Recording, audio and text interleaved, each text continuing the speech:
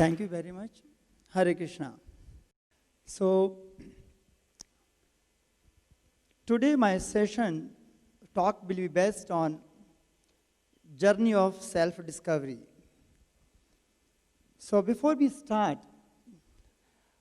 I like to everyone to think what I'm going to speak is maybe a little philosophical, but I can guarantee you what will carry for every one of us, it will be very, very meaningful and which can transform your life.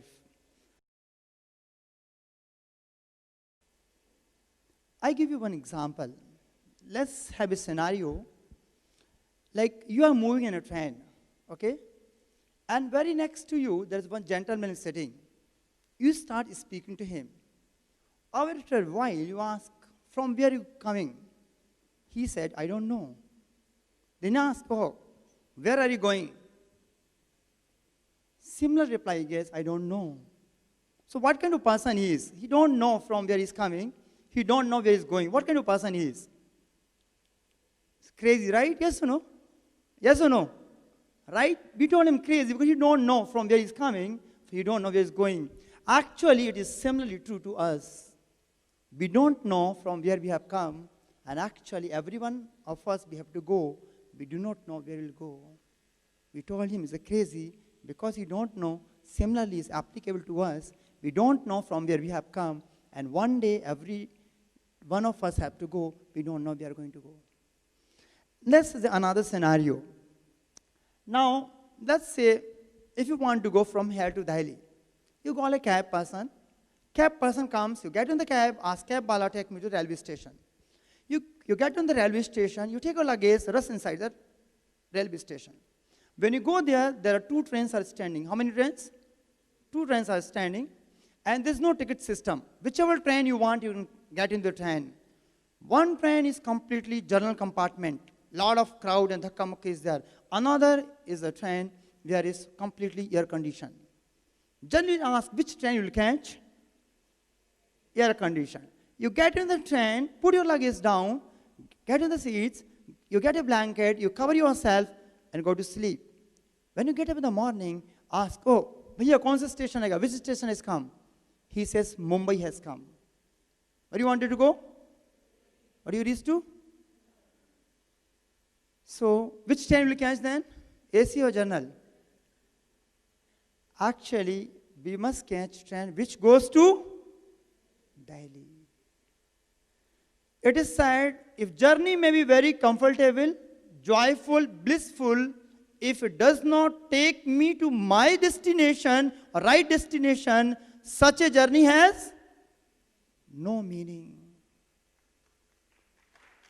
Similarly, the life may be very joyful, very happy, blissful, but if it does not take me to my right destination, such a way to lead a life has no meaning.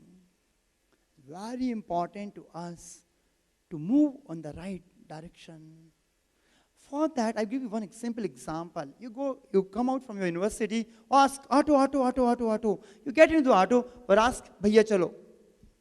बोलते कहाँ चले चलो यार कहाँ जाए चलो यार बाद में बताएंगे where will take you which place will take you maybe पागल खाना लेके जाएगा शायद you got some mental person right similarly in this life we are running without having our right destination. I give you a simple example. Let's give a scenario. Let's say if you sleep in the night, when you get in the morning, front of you God is standing. Who is standing? God is standing. It asks you, okay, ask one thing. Ask one thing. What you will ask, it will grant it to you. You ask only one thing. What you will ask? Only one thing you can ask. What you will ask, granted to you. What you will ask? We had done survey. Some said money. Some said some good wife. Some said good career, good health, everything. Actually, we do not know what is the ultimate thing in life which we can achieve. It's very important. Unless we know what is the ultimate thing in life, will we keep wandering here and there. I give you a simple example. There's one small story. There was one old lady, she was carrying the dry bundle of a dry wood on her head. She was carrying, somehow it fell on the ground. And she started crying, and emotionally she was requesting to the Lord to please come and help me. But so much she was emotionally surcharged, somehow the heart of the Lord get melted, and he appears in the front of her. And the Lord asks to her, what can I do you? How can he help you? She said, please help me to keep this bundle of dry wood on my head. So Lord has come in front of her, and what she is asking? To keep the bundle of wood on her. So similarly, actually we do not know what is the thing actually we should aspire for in our life. So it's very important. Unless we have a right goal, right destination of life, simply we'll be wandering here and there, will not achieve the right thing in our life. So it's very important.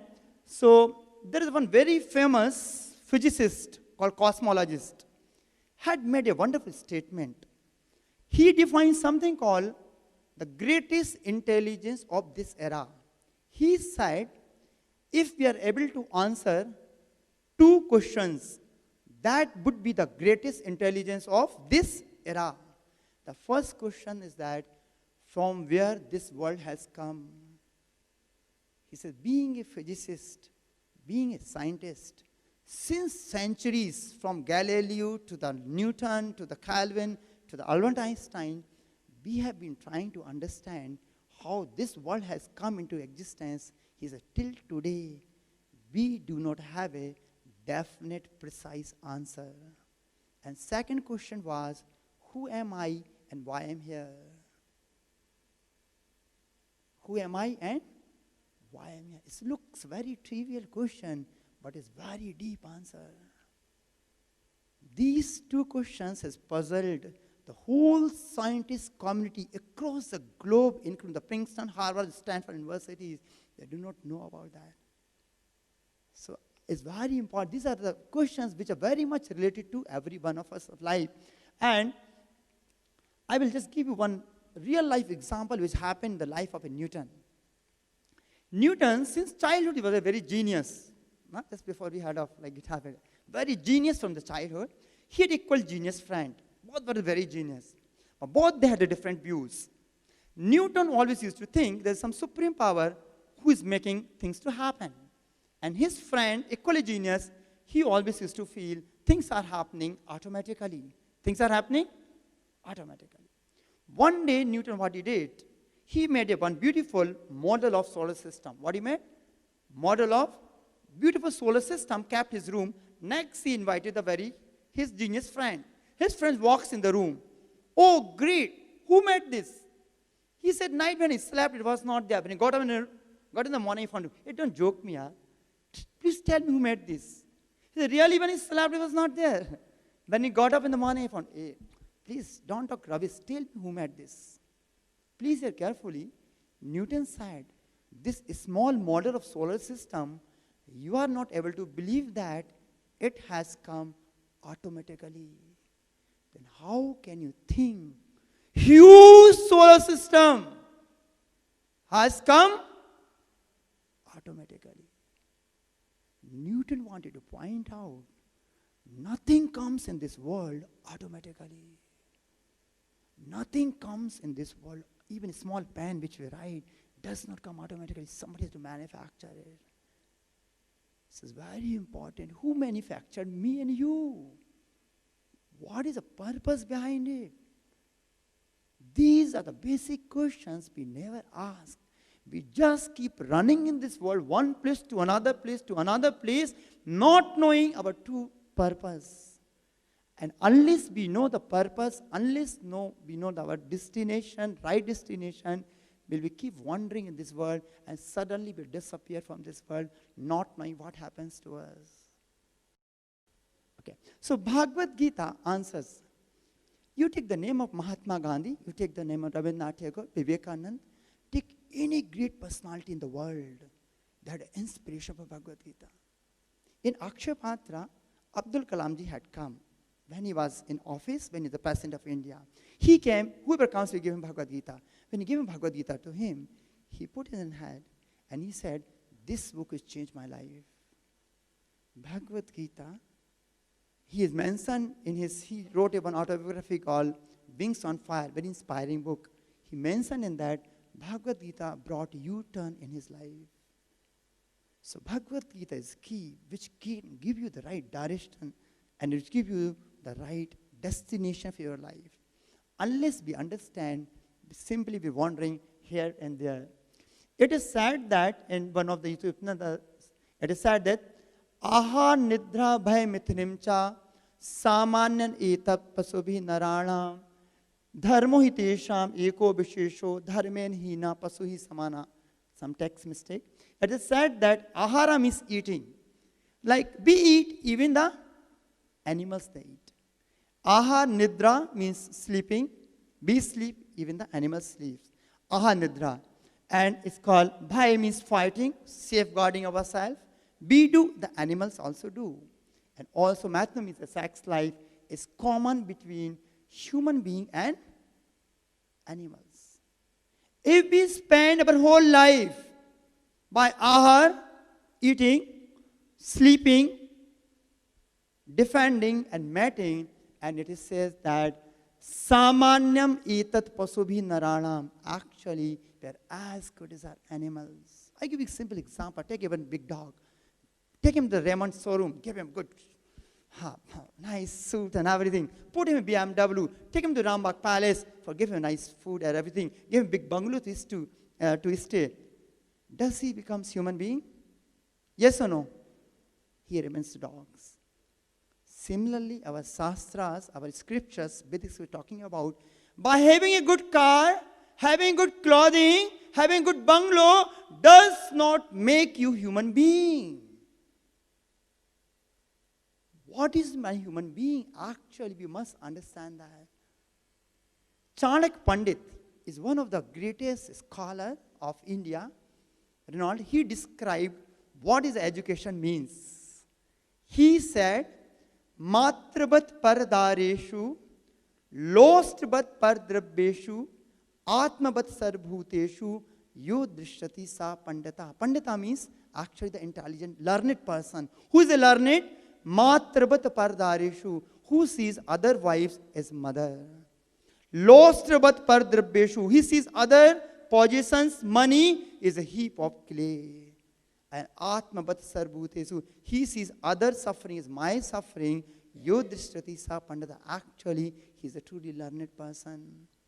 So learning does not mean by simply ABCD 1, 2, 3. That maybe just earning the bread and butter. But learning has a very deep meaning in our life. So this our scripture is talking about. So dharmo hi tesham eko. One thing extra we can do as a human being.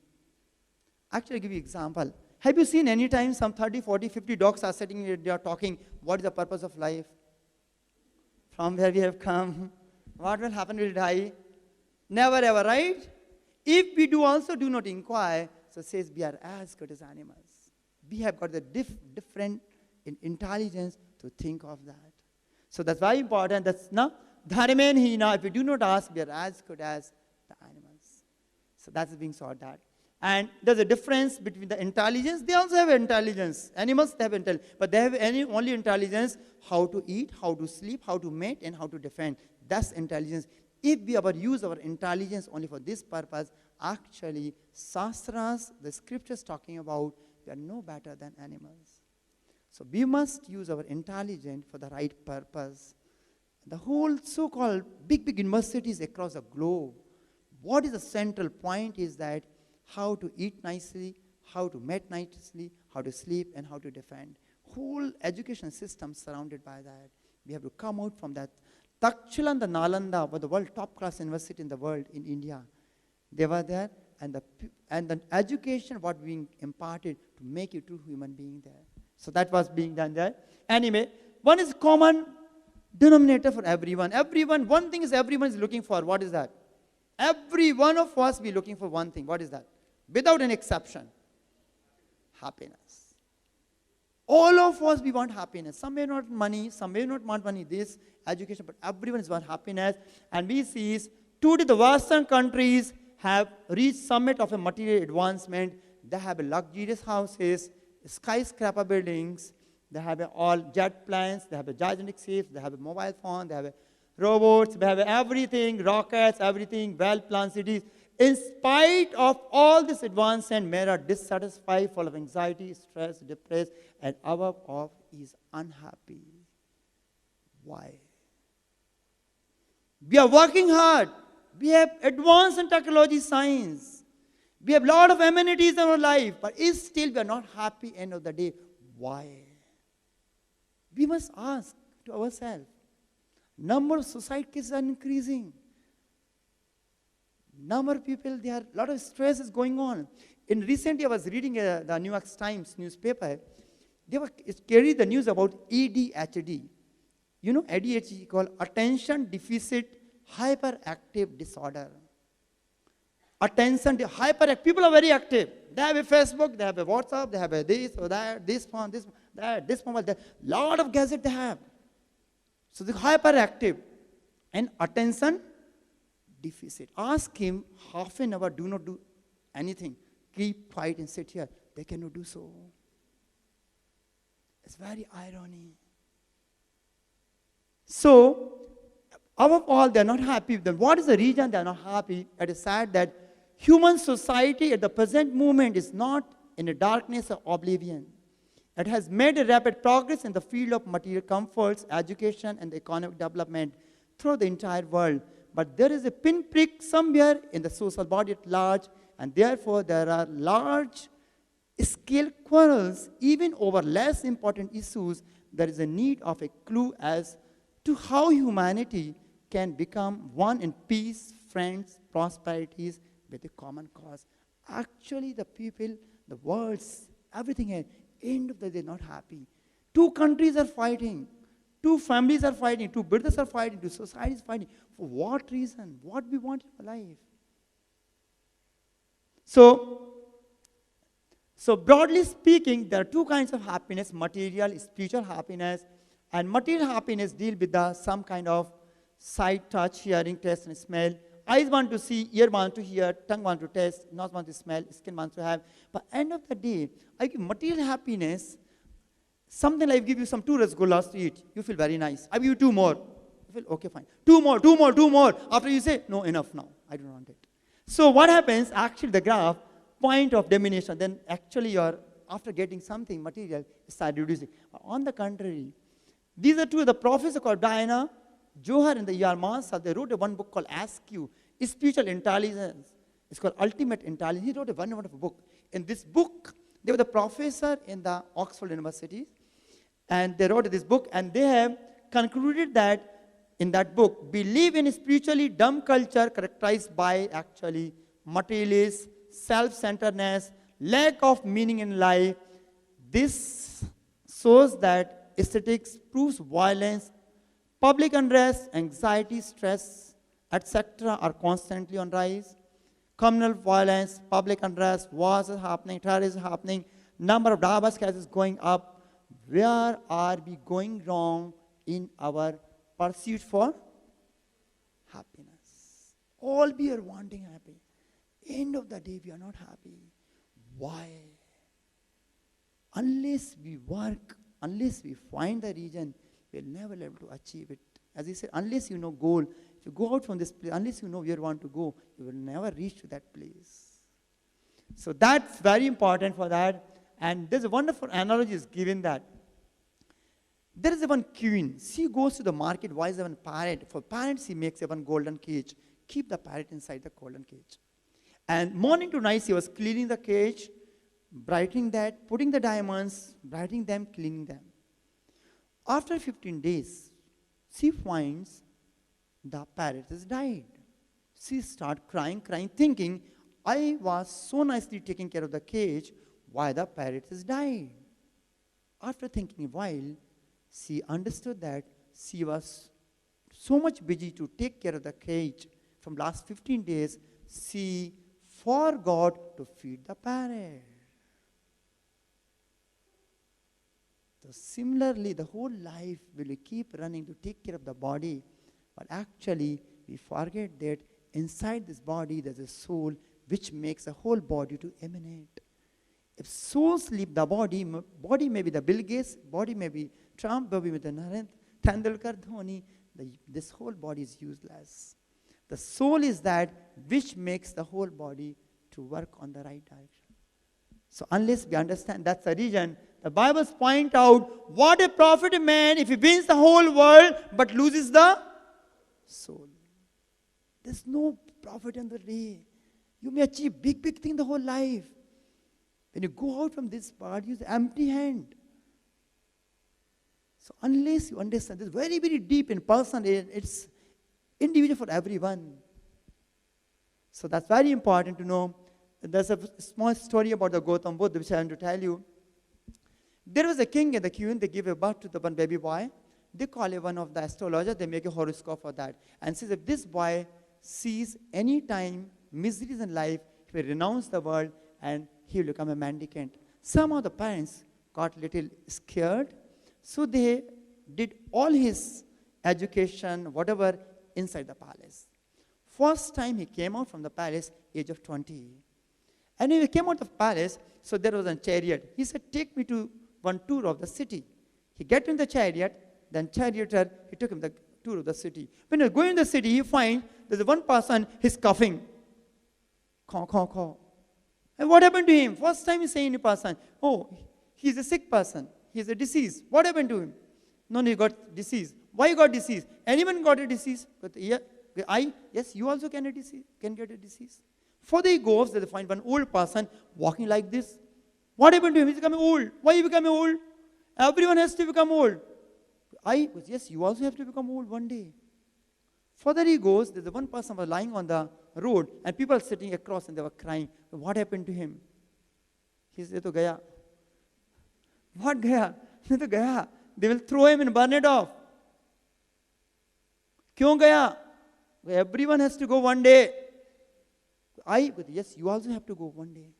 You start thinking, one day I have to become old, one day disease has to come, one day I have to go. What a fool, I'm sitting in the palace and doing. Then you know, and he renounced the whole thing and he goes to Gaya. Now, Buddha Gaya, if you know, there's one place called in Bihar. And then actually he meditated on that, and when he sees this all pure person, and he immediately understood the temporary nature of this body and the pleasure drive of it. So actually, from thereby he went for search for real happiness. From his name was Siddhartha, he became Buddha. So what I'm trying to point out overall here, unless we know our purpose of existence, unless we know who created me, why he created me, who created everything, we will not able to lead a meaningful, true life. We may do big thing, end of the day. When everyone has to move out, nobody is stationary here. And there's one thing I want to mention, there's one small conversation between Yudhishthir Maharaj and Yamraj, which is mentioned in the Mahabharata. Yamraj is asking to Yudhishthir Maharaj, what is the most surprising thing in this world? What is the most surprising thing in this world? So in the reply to this, Yudhishthir Maharaj says, Ahan ahini bhutani gashyanti yamalaya Sesha isthabaram icchanti kim ascharyam atah param. Ahan ahini, every day we see gashyanti yamalaya. When we turn the newspaper, when we read the newspaper, we find something called Tiye ki Baitak. All varieties of people, right? It's not only old people. All varieties of people are there.